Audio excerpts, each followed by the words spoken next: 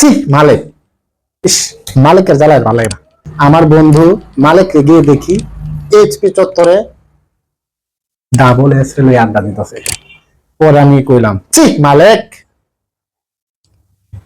Double S রে নিয়ে তুমি আড্ডা দাও এইচপি চত্বরে?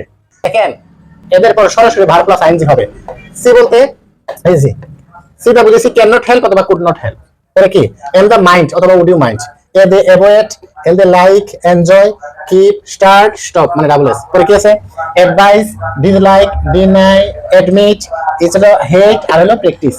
স্ক্রিনশট নিয়ে রাখেন, কাজে লাগবে। এই ভার্বগুলো অত্যন্ত গুরুত্বপূর্ণ। এদের পরে ভার্ব আসলে সরাসরি ভার্বের সাথে কি আইনজি। যেমন দেখেন, আপনি কি লিখবেন? স্টপ রাইট নাকি রাইটিং? আর কোনো কথাই নাই, স্টপ রাইটিং। স্টার্ট, স্টার্ট কি হবে? যাই যে ভার্ব পাবেন, এনজয় নাকি এনজয়িং? হ্যাঁ, এনজয়িং, মানে সরাসরি ভার্বের সাথে আইনজি। পরে কি আপনি যাই লেখেন, would you mind, would you mind, open opening, সরাসরি ওপেনিং দা উইন্ডো, যাই লেখেন